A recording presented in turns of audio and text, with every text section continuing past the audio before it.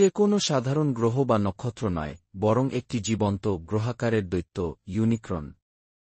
ধ্বংস তার একমাত্র উদ্দেশ্য, আর মহাবিশ্বের প্রতিটি কণাকে গ্রাস করাই তার অদম্য ক্ষুধা। ইউনিক্রন শুধু একটি শক্তিশালী প্রতিপক্ষই নয়, বরং সে মহাবিশ্বের ভারসাম্যের বিপরীত এক শক্তি। তার আগমন মানেই ধ্বংসের সূচনা, সভ্যতার পতন এবং বাস্তবতার বিকৃতি।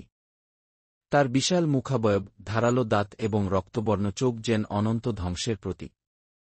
বহু যুগ ধরে ইউনিক্রন রহস্যের চাদরে ঢাকা ছিল, লোককথার মতো শোনা যেত। কিন্তু তার অস্তিত্ব সত্য, এবং যখন সে জেগে ওঠে, তখন পুরো মহাবিশ্ব কেঁপে ওঠে তার ভয়ানক গর্জনে। সে ক্ষুধার্ত নেকড়ের মতো এক নক্ষত্র থেকে অন্য নক্ষত্রে ঘুরে বেড়ায়, প্রতিটি গ্রহকে তার শিকার বানানোর জন্য অপেক্ষা করে। ইউনিক্রনের ইতিহাস প্রাইমাসের সাথে গভীরভাবে জড়িত, তাদের সৃষ্টি রহস্যময় এবং তাদের ভাগ্য একে অপরের সাথে বাঁধা। প্রাইমাস যেখানে জীবন ও আলোর প্রতীক, ইউনিক্রন সেখানে অন্ধকার ও ধ্বংসের মূর্ত রূপ। তাদের অনন্ত সংঘাত মহাবিশ্বের ভাগ্য নির্ধারণ করে।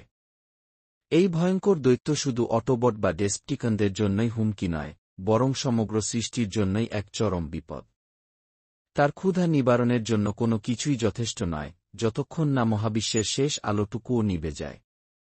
ইউনিক্রন, ধ্বংসের দেবতা, মহাবিশ্বের অভিশাপ, যার আগমন মানেই অন্তিমকালের সূচনা।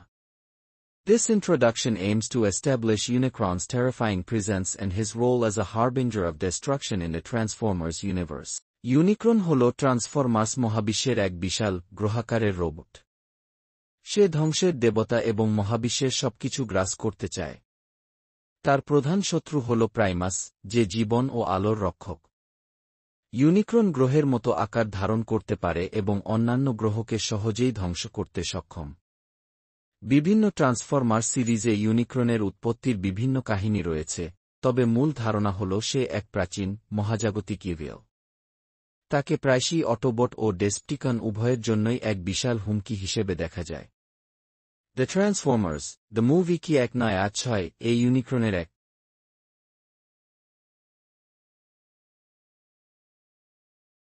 কৃষ্ণসার মিগ কি বা ব্ল্যাক শাক হল ইংল্যান্ডের পুরনো লোককাহিনীর এক ভীতিকর চরিত্র, একটি বিশাল, কালো, ভুতুড়ে কুকুর, যার চোখ জ্বলজ্বলে লাল বা সবুজ, আর তাকে দেখা মানেই দুর্ভাগ্য বা মৃত্যু আসন্ন। মূলত ব্ল্যাক শাকের উৎস। ব্ল্যাক শাকের কাহিনী প্রধানত ইস্ট অ্যাংলিয়া অঞ্চলে, নরফোক, সাফোলক, এসেক্স, জনপ্রিয়। শাক কি শব্দটি সম্ভবত প্রাচীন ইংরেজি শব্দ স্কাক্যাক থেকে এসেছে, যার অর্থ ভয়ঙ্কর আত্মাগ্নি। কাহিনীর বিবরণ: ব্ল্যাক শাক সাধারণত বিশাল এক কালো কুকুর হিসেবে বর্ণিত হয়, যার চোখ এক বা দুইটি জ্বলজ্বলে আগুনের মতো দেখা যায়। কিছু কাহিনীতে বলা হয় এটি মানুষ অনুসরণ করে, আবার কিছু কাহিনীতে এটি অদৃশ্য হয়ে যায় বা হঠাৎ ঝড়ের মধ্যে আবির্ভূত হয়। সবচেয়ে বিখ্যাত ঘটনা ঘটেছিল 1577 সালে, বাংঘেই ও ব্লিফবার্গের গির্জায়, যেখানে বজ্রপাতের সময় একটি কালো কুকুর আক্রমণ করেছিল বলে দাবি করা হয়।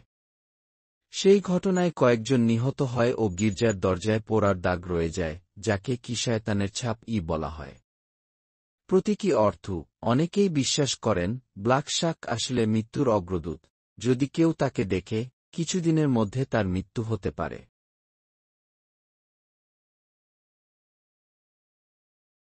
চুপাকাব্রা, চুপাক্যাব্রা, একটি জনপ্রিয় লোককথার প্রাণী, যা মূলত লাতিন আমেরিকা এবং দক্ষিণ আমেরিকার কিছু অঞ্চলে আলোচনায় উঠে এসেছে।